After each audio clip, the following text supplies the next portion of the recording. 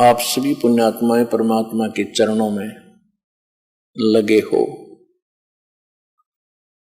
आपके ना जाने कौन से जन्म जन्मांतर के शुभ संस्कार आपके संग्रह थे, जिनके परिणाम स्वरूप आप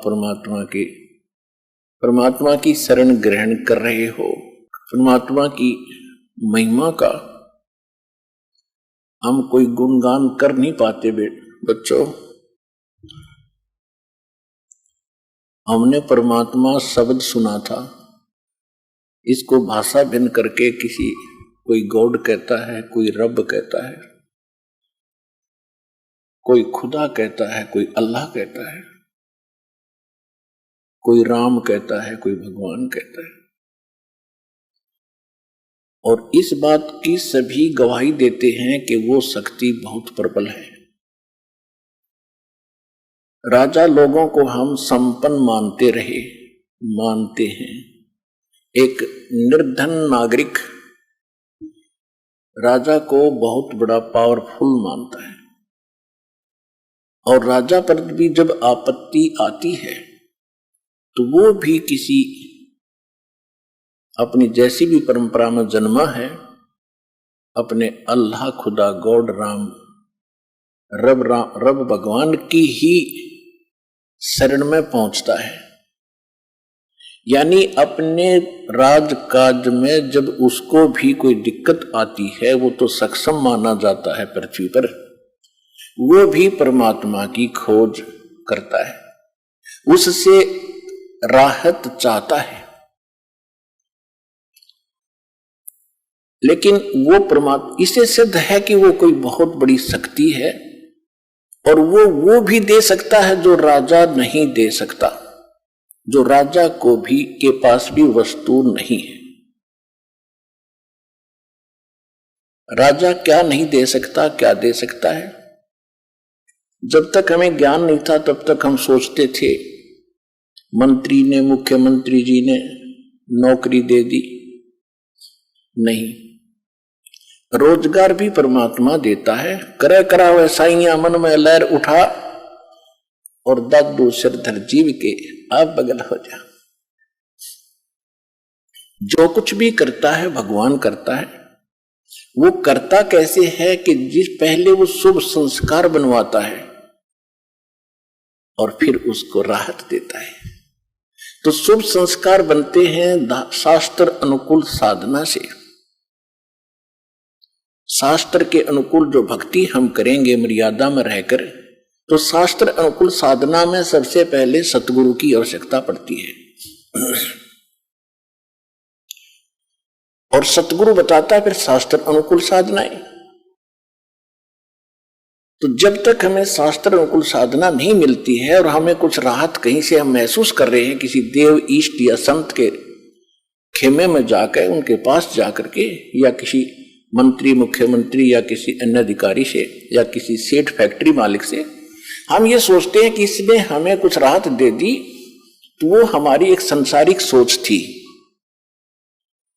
ये सब कुछ परमात्मा व्यवस्था करते हैं, उन्हीं के लिए करते हैं जिनके पूर्व संस्कार, पिछले जन्म जन्मांतर के कोई शुभ संस्कार हैं, और वो पहले निर्धारित होते हैं। ऐसे सर्कमस्टांस बनाता है परमात्मा कि फिर उन्हीं को वो सुविधाएं प्राप्त होती है, अन्य को नहीं होती। तो राजा लोग भी जिस शक्ति की आस करते हैं, तो वो कितनी प्रबल और कितनी सुखदाई, अर्थात वो सभी काम, हमारे सर्व काज करने वाली वो पावर है। इसलिए उसकी खोज राजा लोग भी राज त्याग कर भी किया करते थे।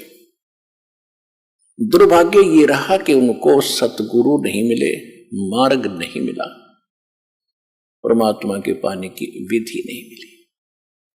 एक सिंपल, एक आम कहावत हम सुना करते थे, गांव पर प्रचलित थी हमारे यहां, कि एक राजा का मित्र था कोई किसान, राजा कहीं शिकार में गया हुआ था, जिस बकवाद करने जाते ही है राजा लोग, जब इनको सुख हो जाता है तो भगवान छोड़कर बकवादे करते हैं।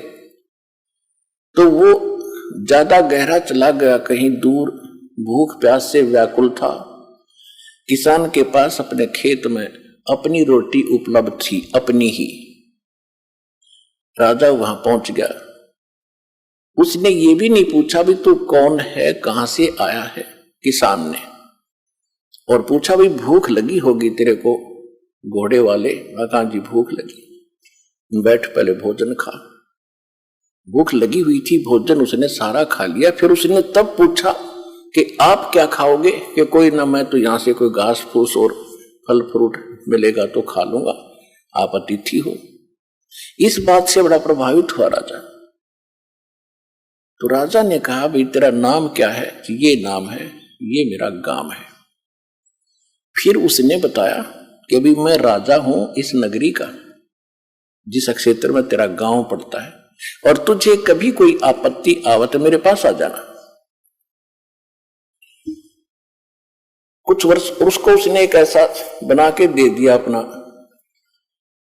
ऐसा कोई आइडेंटिटी उसको बनाकर दे दी कि तेरे को कोई नहीं रोकेगा, कभी आ जाना मेरे राजमहल तक, यानी मेरी रेजिडेंस तक भी आ जाना। तो इतना प्रभावित हुआ राजा उस किसान के इस बात को देखकर के अपने मुंह से रोटी निकाल कर अतिथि को दे दी। ये छोटी बात नहीं, ये पिछले संस्कार ही होते। तो वहां पहुंचा। एक दिन उसको कोई बात याद आ गई कि अभी राजा से मिलकर आते हैं। कुछ सूखा गिर गया था, वो सूखा तो फिर सारी नगरी में गिर रहा था। राजा था, जब वो पहुंचा, राजा मुसलमान था, बाहर बैठा अपना कोई नमाज कर रहा था, और वो सीधा ही पहुंच गया। वो दिखा करके वो पासपोर्ट राजा वाला,